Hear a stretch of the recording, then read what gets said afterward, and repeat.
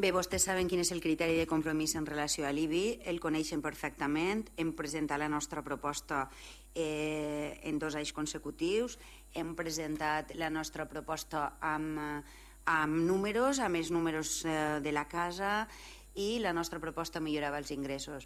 Nosaltres pensem que baixar els impostos igual per a tots és un error, baixar els impostos davant una situació de necessitat enorme, que és la que viu aquesta societat, i no li vull recordar, i li vull recordar novament que en este poble determinades persones van a associacions a demanar menjar, que este Ajuntament ha perdut 40.000 euros de renta garantida perquè desconeix les necessitats de la ciutadania. Davant d'això, vostès fa una baixada d'impostos que el major beneficiari del qual tots el coneguem. Una baixada del tipus d'interès aplicada a la Generalitat comporta que tots pagarem d'IBI urbana un percentatge igual, és a dir, pagarem el mateix tipus qui tinga una casa, qui tinga un forn, qui tinga una nau industrial i qui tinga molts baixos comercials, però pagarà molt menys, perquè quan s'aplica el percentatge igual per a tots, resulta que qui paga 1.000 s'estalviarà una quantitat i qui paga 1.000.000 s'estalviarà molts diners. Perquè vostè l'any passat també va baixar l'impost de vehicles i tampoc li va explicar a la ciutadania que qui paga molt s'estalvia més. Qui té millor vehicle, qui té un turisme amb més cavalls de potència, s'estalvia més diners. Això no ho explica vostè. No explica que té la possibilitat d'aplicar tipus diferencials de l'IBI a determinats immobles per l'ús al que es destinen. D'això no vol sentir parlar.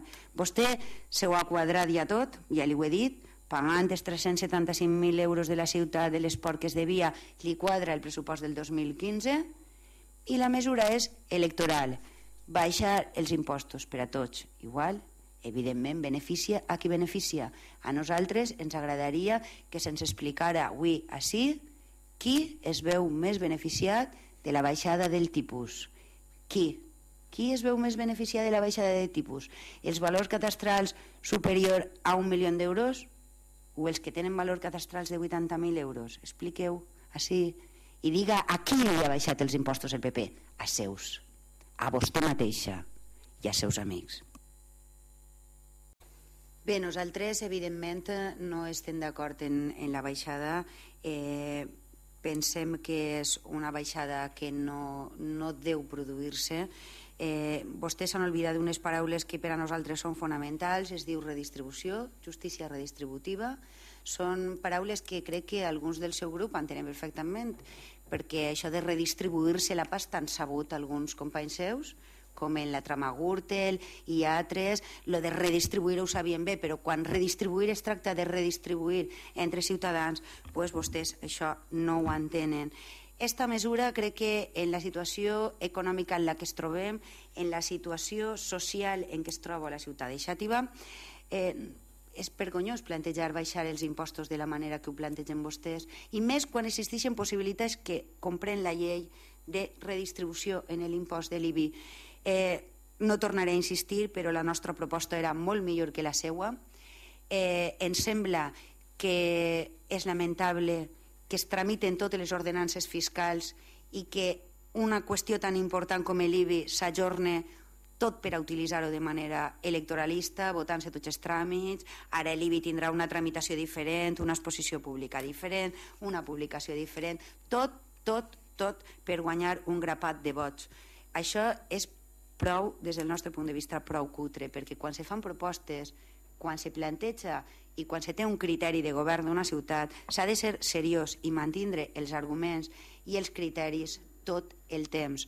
És injust que vostè diga que anem a repercutir en la ciutadania la bonança econòmica de les arques municipals. Senyor Vilà, vostè no està repercutint la bonança dels comptes fiscals en els ciutadans de Xàtiva. Està beneficiant a un sector molt concret i determinat de la població, molt concret i determinat, al mateix sector que beneficiava en major quantia quan baixava l'any passat l'impost de circulació. I tot en un clar objectiu. I jo torno a preguntar, per a què vol el PP guanyar de les eleccions? Per a millorar la sanitat, per a millorar l'educació, per a millorar l'economia, per a millorar la cultura, per a millorar la dignitat d'este poble, per a millorar una televisió pública. Per a què vol el Partit Popular guanyar les eleccions? Per a mantindre's en el poder. I això és trist. I això no és per a millorar la qualitat de vida dels ciutadans, és per a mantindre's ells i la xarxa clientelar que controlen. Ha dit vostè que havien millorat determinades qüestions de recaptació. Sí, és de veres. I feren vostès un nou sistema de recaptació, però la nostra proposta, la de Compromís, que era 100 vegades millor que la seua, no la van ni llegir. La nostra proposta que demanava que l'Ajuntament es quedara encarregat de la recaptació, ni la van escoltar, com totes les propostes.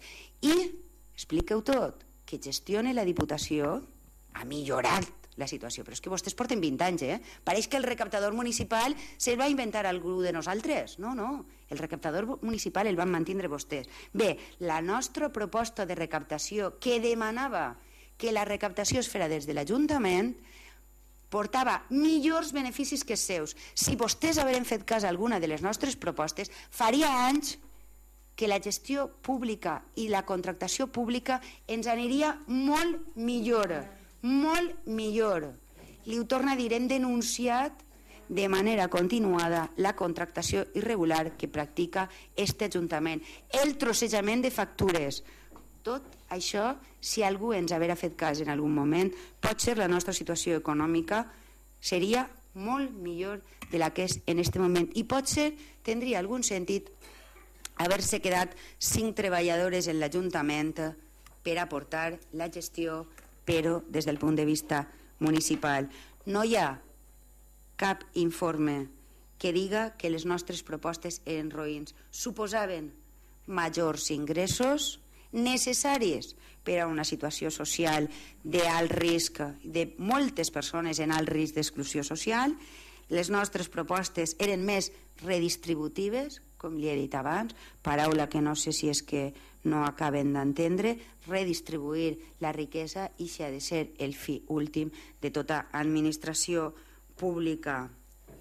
Per tant, volem governants seriosos, governants que realment tinguin una proposta per a Xàtiva i no propostes de l'alcalde a meitat de la tramitació de les ordenances fiscals, perquè la proposta no és ni tan sols del seu equip, és una proposta a l'alcaldia. Per cert, els tràmits per a la resta dels grups de l'oposició són complicadíssims.